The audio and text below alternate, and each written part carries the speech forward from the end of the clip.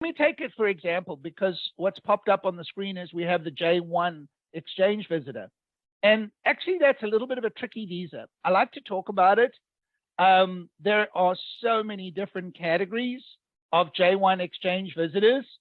I put in the statistic of over 500,000. I honestly should have fact checked that because it was a couple of years ago that I saw that number and I was like, wow, I saw 600,000 J's in the US. I don't know what the current number is. But this is where international students, international folks, it's exchange visitor program, supposed to be two-way. You've all heard of Fulbright, etc. But the physicians come in for training under this area.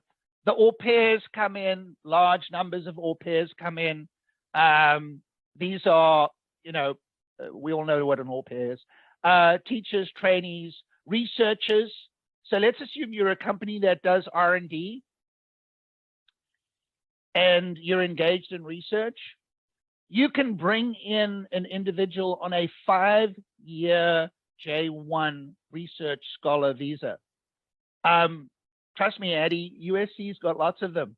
Yeah. Lots of J-1 research scholars. They don't need to come in on the H-1 work visa. And there's so-called umbrella organizations that will sponsor you. I also represent, for example, I'd like to keep my clients confidential, but a few Fortune 500 companies and some large ones, and they all have their own J-1 programs.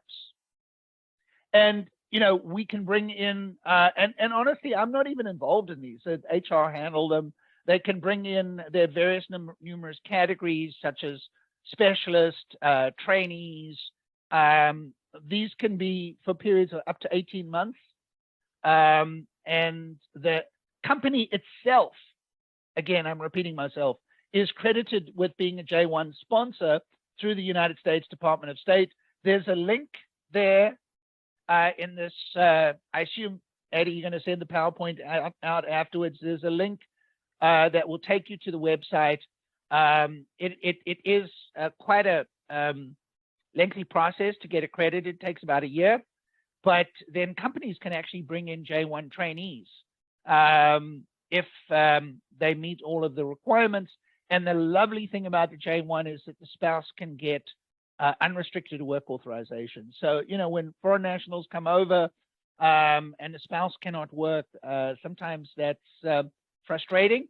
But I just wanted to mention that as an opener because J-1, we have quite a lot of students. I think 90% of students, 95 are probably on F1 student visas, but a fair number are also on J-1s. We do have to watch out for what we call the 2-year home residence requirement, but I don't want to get too far in the weeds on that. But if you do see that the student has a J-1 with 2-year home residence requirement, that is a little bit of a red flag that one has to be aware of and deal with, etc. We have an interesting question. What is a specialist? I'd love to go to that website and cut and paste.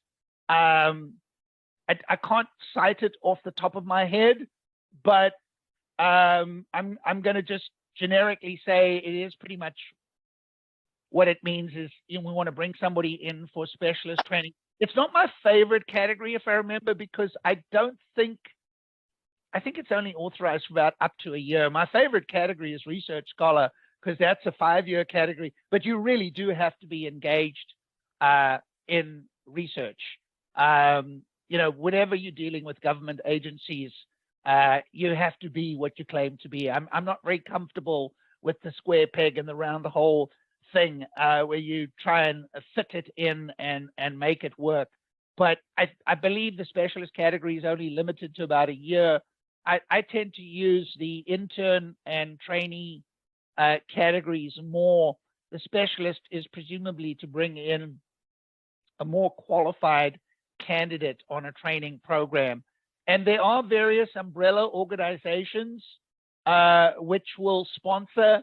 The full list of them, by the way, is on that link. And quite frankly, there's hundreds of them. So one can almost get a little bit lost in who sponsors. But let's assume that you were a school district, LA school district, and you were short of math teachers. Could you bring in math teachers on J1s? The answer is you betcha. There are, I'm going to say, thousands of math teachers. Maybe it's hundreds, but I think it's thousands, who are in the US on J1 visas, dealing with that very complicated, difficult situation of shortage of good teachers in the US. And I'm not talking about institutions like the Lycée Français in LA. You know, the lycées obviously bring in French teachers, et cetera, et cetera. So yeah, let's keep moving. Otherwise, I am going to keep you here all day, and I don't want to make you all visa specialists, but I do want to let you know about these various different visa categories, because we sometimes refer to these as the smorgasbord of visas, also known as the alphabet soup of visas.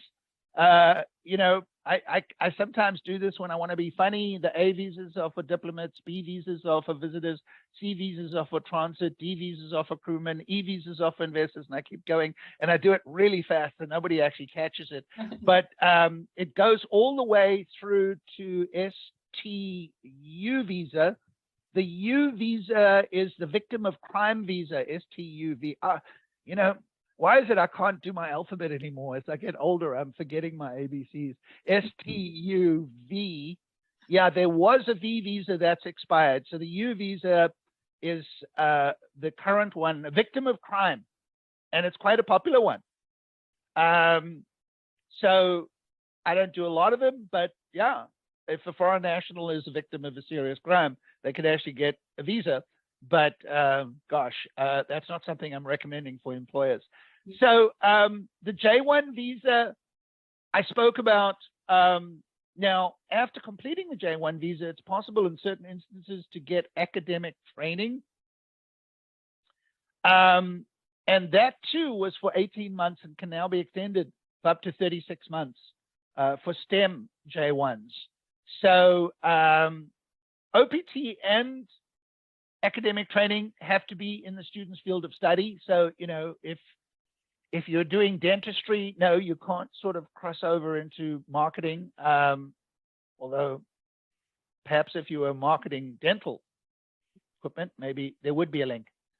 So H2A and H3, why did I put them in here? Well, they're kind of short-term visas. The H2A and the H2B visas are temporary work visas. H2A for agriculture, no limit. Pardon me, but if you didn't have H2A agricultural workers, the prices of strawberries would be 10 times higher than what you're paying. It's just a fact that we bring in. And sadly, my kids, I have 4 of them. None of them want to do field work and go out and pick strawberries. It's backbreaking work. It's hard work. And unfortunately, there's just not enough US workers who want to fill this. So this is why you see the farm lobby is very powerful in immigration and some generous.